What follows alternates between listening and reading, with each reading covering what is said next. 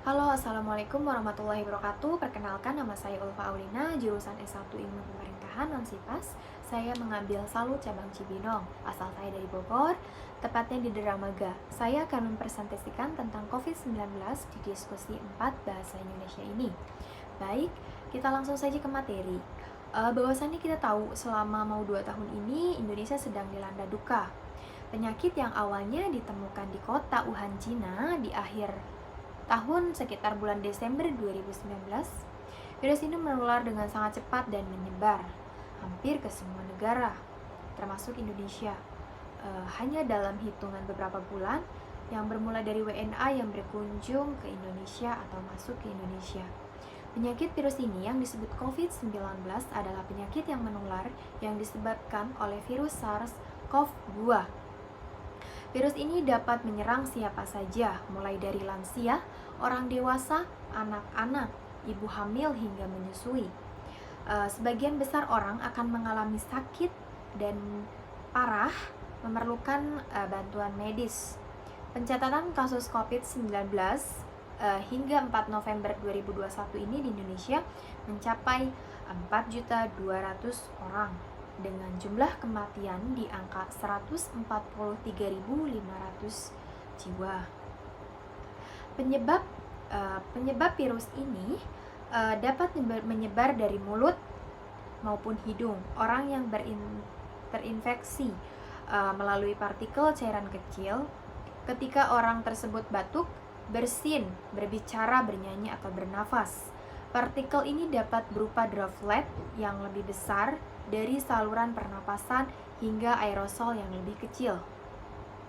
Kita juga dapat tertular saat menghirup udara yang mengandung virus jika berada di dekat orang yang sudah terinfeksi COVID-19.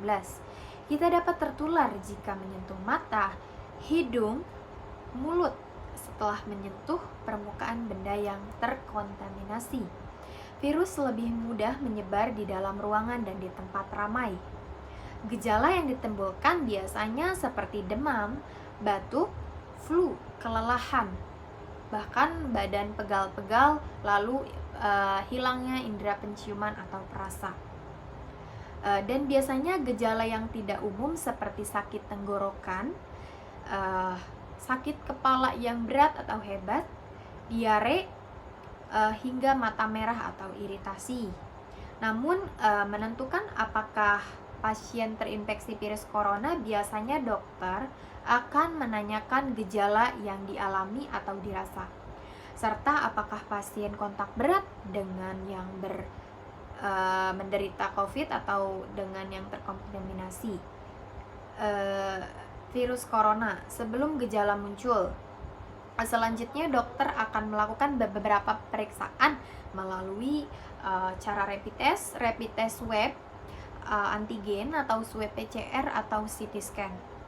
Pengobatannya biasanya pada pasien bergejala ringan atau tanpa gejala, dokter akan menyarankan untuk isolasi mandiri, dan biasanya isolasi mandiri itu 14 hari sambil melakukan langkah-langkah pencegahan penyebaran infeksi virus corona ke yang lainnya, seperti memberikan resep obat, menyarankan si pasien untuk berolahraga dan berjemur di pagi hari. Pencegahannya, saat ini Indonesia sedang menjalankan program vaksinasi COVID-19 secara bertahap. Secara pencatatan hingga 4 November 2021 sudah lebih dari 122 juta orang yang sudah melakukan vaksin dosis pertama, dan yang menerima vaksin dosis kedua sudah mencapai 7,66 juta. Vaksinasi ini bertujuan untuk membentuk kekebalan tubuh terhadap virus corona. Selain itu, vaksinasi juga bertujuan untuk membentuk kekebalan kelompok atau herd immunity. Untuk mencapai tujuan yang di atas, vaksin COVID-19 kini sudah dapat diberikan pada umur 6-12 tahun, lansia itu diprioritaskan sekali, ibu hamil dan menyusui. Vaksinasi merupakan cara terbaik untuk mencegah COVID-19 pada tahap ini. Namun, Anda juga jangan tetap lengah. harus menghindari faktor-faktor yang biasa menyebabkan Anda terinfeksi corona, yaitu tetap terapkan physical distancing atau menjaga jarak minimal 1 meter dengan orang lain, menghindari kerumunan, jangan keluar rumah kalau tidak mendesak banget. Terus gunakan masker setiap saat aktivitas maupun di luar di rumah, bahkan berbicara dengan orang. Rutin mencuci tangan dengan sabun pastinya dengan air yang mengalir, atau membawa dan menggunakan hand sanitizer yang mengandung alkohol minimal 60% yang mampu membunuh kuman. Lalu jangan menyentuh mata, hidung, area mulut sebelum mencuci tangan. Lalu hindari kontak berat dengan yang terinfeksi COVID-19 atau penderita COVID-19. Tutup mulut dan hidung Anda ketika Anda bersin atau batuk menggunakan tisu. Dan paling penting, jaga kebersihan lingkungan di rumah atau di sekitar Anda, apalagi terhadap benda-benda yang biasanya disentuh atau yang kita pegang.